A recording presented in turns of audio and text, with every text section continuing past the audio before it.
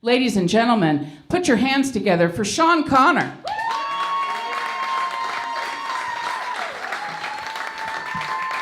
Yeah, what is up? Did you know that Fabuloso trick? I almost killed myself with Fabuloso. I didn't open the windows. I didn't know that part. Had that shit on the stove, was playing the game. Almost passed the fuck out. How y'all doing? I know I'm up here looking like a youth pastor. I go to a cool-ass church. Who wants to get lit for the Lord? Get jiggy for G-O-D. Make some noise if God's your nigga. All right, no, we ain't gonna go there. Interracial love, I love this. Clap it up for him. It's beautiful. We got a future first-round draft pick over here going on. Y'all don't see this shit? Y'all don't watch the NBA draft? Nah, y'all both got glasses. This is a second-round draft pick. All right, we'll keep it real. Nah, this guy, he's got an IT head, but he's got a gangsta-ass Viking beard. I like this shit. He's making a plan. An IT head, you like that? Okay. I like my man over here, the Silver Fox. I see you over there, looking good. When he brings his lady home, he puts on Anderson Cooper to fuck him. It's getting you hot, baby? How you doing? I see you took off your mask, thank you. She was like, yeah, just keep it going, buddy. The beer got me warmed up. You look like an FBI agent with this hat. Are you sure you're supposed to be here? Okay, all right. She looked like she'd give out warrants with that hat. Don't that shit look scary? You guys are a good-looking crowd. I feel it. First round draft pick, second round draft pick. I love the NBA. That's my thing. I'm black. You guys can see that. I hate the NBA commercials though, because all the sports like hockey and baseball, it's, Budweiser, drive a truck. But the NBA, they get a famous ass rapper in all their commercials to support Hennessy. This shit pisses me the fuck off. Like, goddamn. They get Nas. White people, that's Jay-Z's nemesis if you don't know. Nas is in the Hennessy commercial. Hennessy, the spirit of the NBA. Just say niggas like basketball. We know. I love that the NBA, that they go to other parts of the world and they find the best players. Like the best players in the NBA now are all from overseas, and I love that shit. They find the best players in these nooks and crannies of the world, and I want other sports to adopt this. I want Formula One to start doing this method. I want them to come to Crenshaw and Compton and find a nigga who's been stealing cars his whole life to battle up against any driver. I can see him driving like this the whole time. This nigga drives for Crown Victoria. He's sponsored by Backwood. Giving Lewis Hamilton the middle finger as he crosses the finish line. From the pole to the checkered flag, Tyrone wins again. Can't wait to see this shit. There's a few straight white men in here. You saw them. No, I'm showing love to you guys. I love it. Because the world is hard on y'all right now. I see you guys do good deeds all the time, but the news never shows you guys doing good deeds. It's not fair. You guys need to get outside. Just once a day, just help a baby. Do something, help somebody cross the street so that the news can see you doing a good deed. Because you know you have this superpower, but we never see you using it for good. I took my white friend out for some white shit, and I thought he was gonna lead point. All my black friends and my one white friend, I took him to an escape room. And he pissed me off, because this nigga didn't know none of the clues. He didn't say shit the entire time we was there. He said one thing. He said, bro, there's a circle on the wall with numbers. I was like, bro, that's a clock. You are not helping us. This is traumatic for me. I'm scared, man. White women, you guys aren't safe. See a few of you in here. No, because you guys are leading the charge for change, and I love that, but you guys never know when you cross the line. Sometimes you just say things because you're just uninformed. I was hanging out with a Jewish woman and I kissed her. Got weird. No, because we was hanging out, we was having a good time, cracking jokes, we was trauma bonding, both our tribes been through something. I was like, all right, this is a vibe. And I kissed her and she said something to me. And when she said it, normally when I hear this, it sounds like a compliment, and when she said it, it sounded like she was complaining. I kissed her with it. She was like, ugh, your lips are so big. I was like, what, bitch? You just call me a schwarzer? Something big on you? Nah, I didn't even go there. I didn't even go there. They blame white men for silly shit. And I get why. It's because we see you guys with the things that you get mad at, and it's like, can you really get mad at that? Like during the pandemic, people tried to cancel Dr. Seuss. And this was the stupidest shit ever. That's why they blame white people for it. It was like, you guys don't really care. You don't care about it. But I think it's the stupidest shit ever to try to cancel Dr. Seuss. He was making up races and colors. Who gives a fuck if they had big lips in the stories? This nigga taught me how to count and spell. And Dr. Seuss was clearly a drug addict. Like, if you read the stories, all the characters had drug addict characteristics. Think about the Grinch Who Stole Christmas. He lived on the outside of town, everybody know him, but don't nobody fuck with him like that. This nigga come around in the holidays, hey mom, hey dad, y'all need help with the gifts? Y'all bring in all the gifts. He come back late at night, steal all the gifts at once. The Grinch had super strength. See some of the homeless in Hollywood, you might see the Grinch, because he was a crackhead. Then Dr. Seuss wrote a story about a pimp. He didn't call him a pimp, but I know a pimp when I read one. 6 foot tall cat, he had the bow tie and shit with the top hat. Walking with a limp, talking in smooth lines. This nigga even had 2 hoes. He didn't call them hoes, he called them thing 1 and thing 2, but they was some hoes. They had blue hair, they came out of a box. All they want to do is have fun. That's what girls say when they do hoe shit. Time in my life, I was just having fun. I want to get a little introspective with you guys. You guys seem like a very knowledgeable crowd.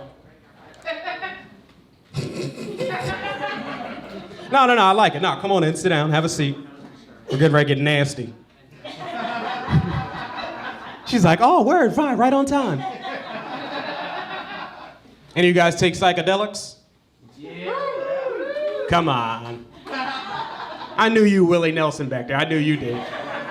That's Uncle Grandpa back there. He'd be like, hey, how old is she? Nah, I'm just messing around. Just fucking around.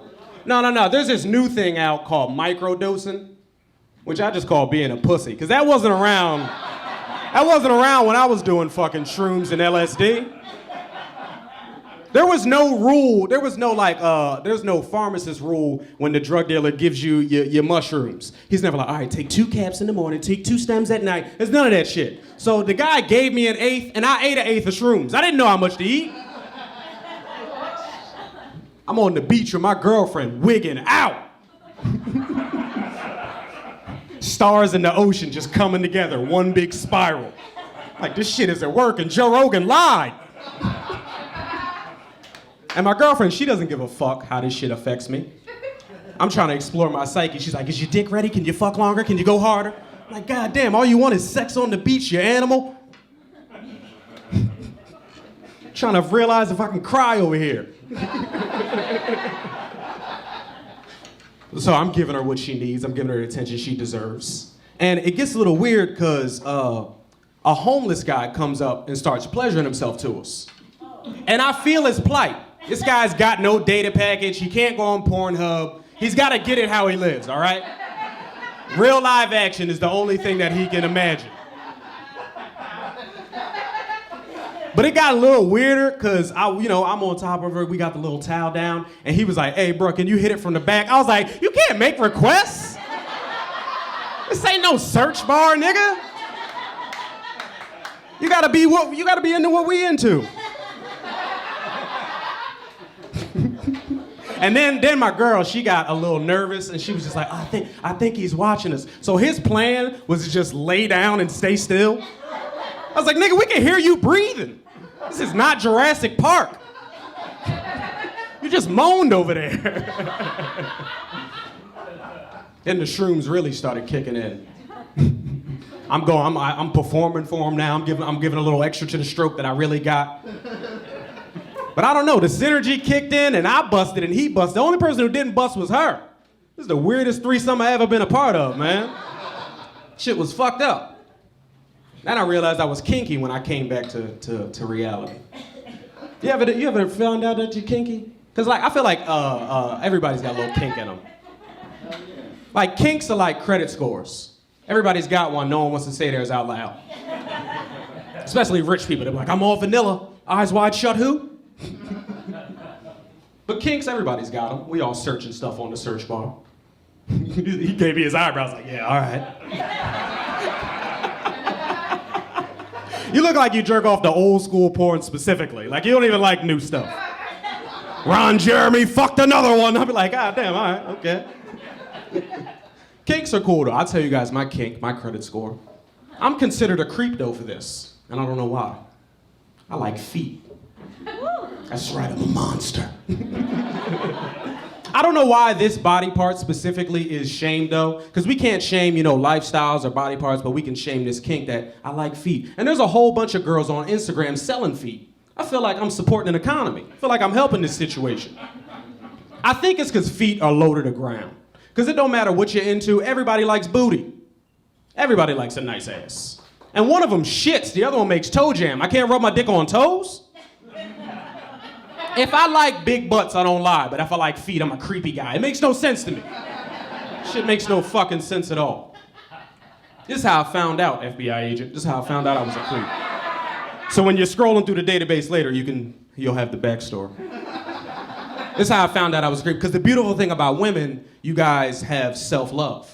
You're a little vain, but you have self-love. It's the beautiful thing. You get your hair done, get your nails done, you love to show that shit off. All that men that we got is the barbershop. And that's the most toxic place you could ever visit.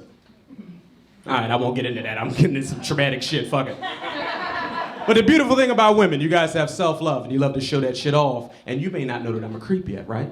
So when you get your nails done, you be like, hey, just got my nails done. Psh, she'll send the pic right over. And she doesn't know I'm a creep. So I'll be like, did you get to feed the match? Psh, she send that shit right over. I'll be like, yeah.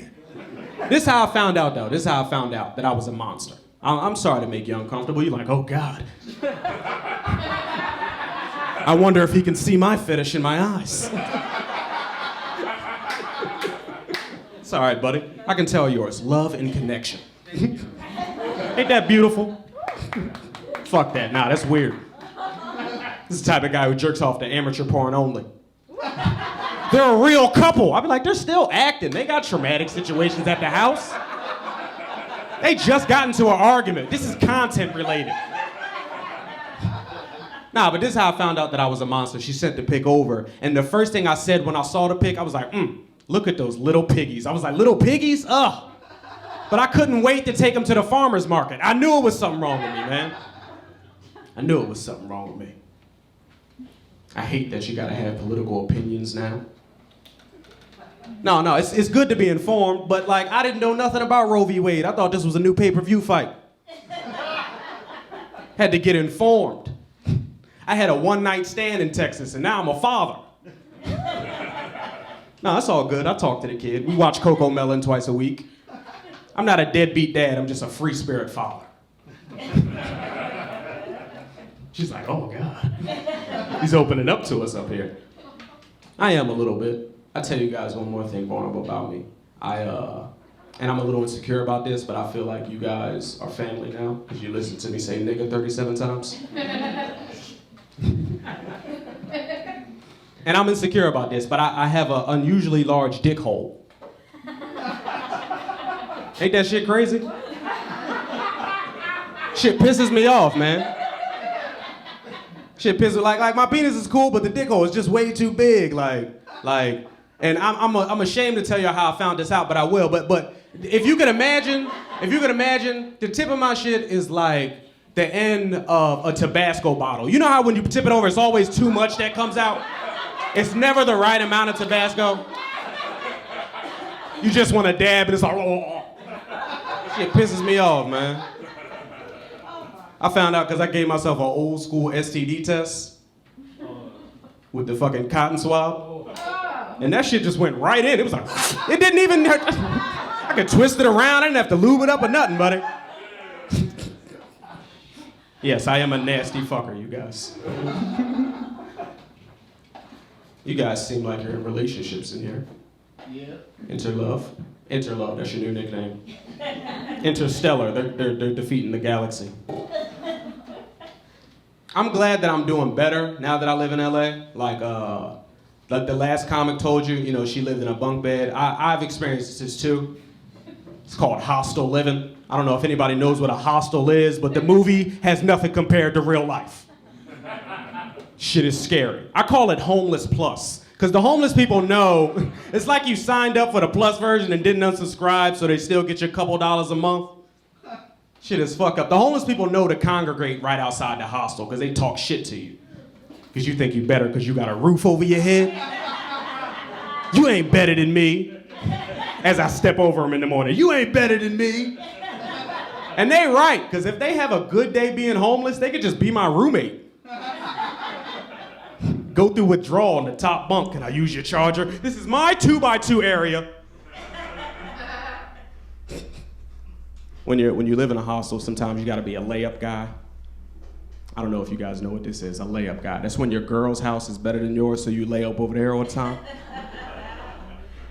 You think you're getting shit for free? There's always a price.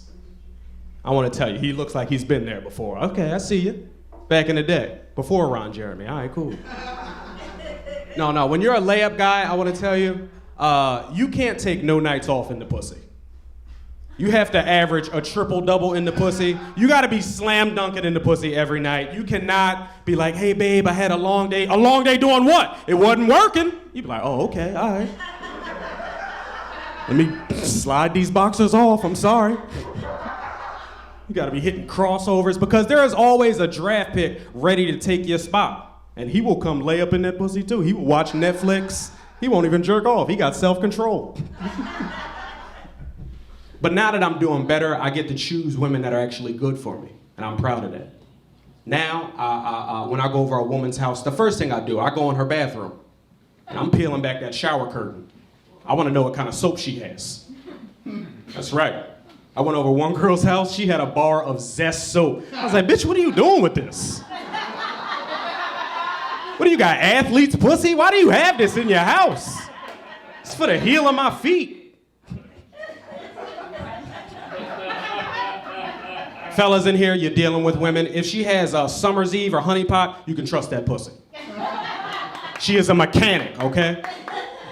If you fuck up that pH, she'll get under the hood and fucking drain the oil at that motherfucker, get it right back.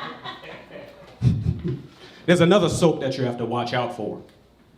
Dr. Bonner's, Mr. Bonner's, I'm not sure, but it's in a blue bottle and it has healing and hemp on it. Those are the words, healing and hemp. But the last word is the one you have to watch out. Peppermint. You do not want peppermint soap, fellas. This shit is time activated. I was over a girl's house and I was like, oh, this is new, this looks nice. All right, word. Poured it on the loofah, it lathered up, hit my hot spots first.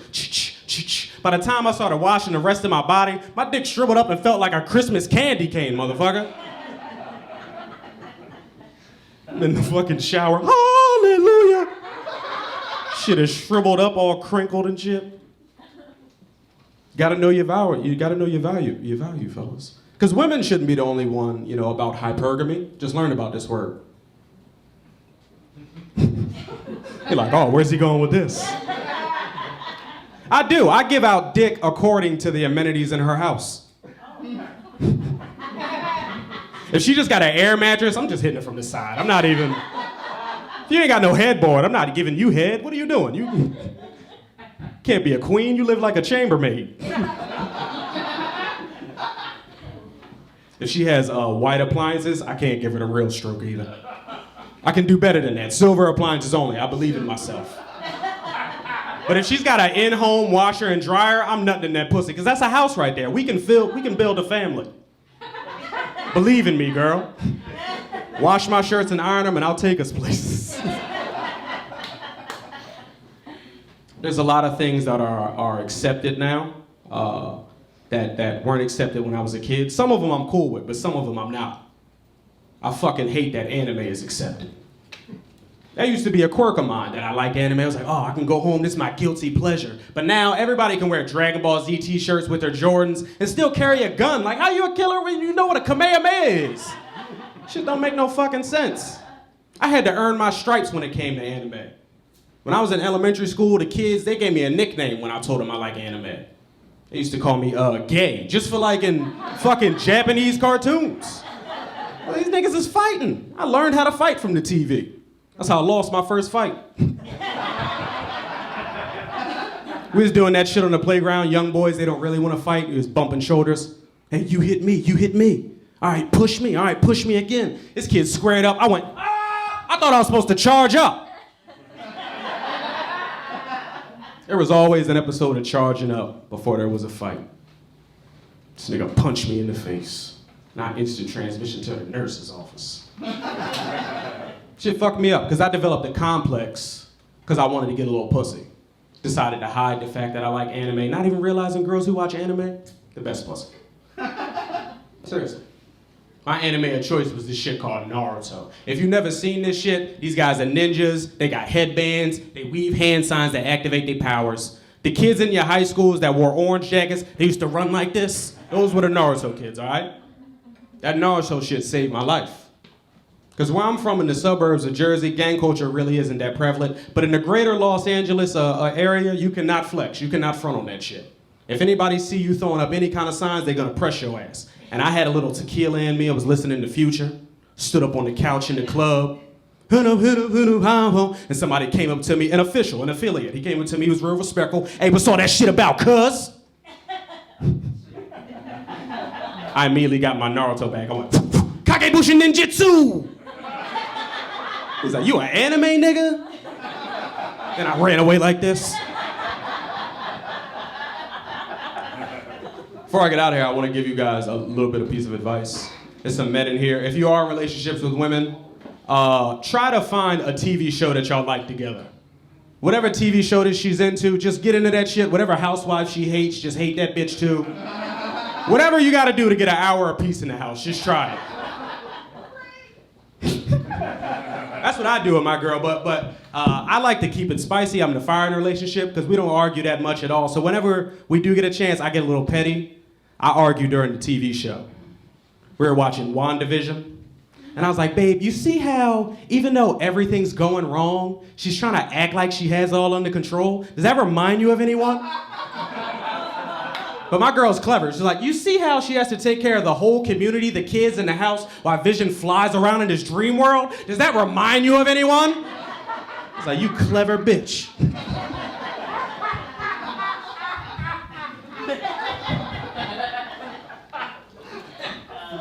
I should have ended one more joke earlier. Thank y'all for listening. I'm Sean Conley.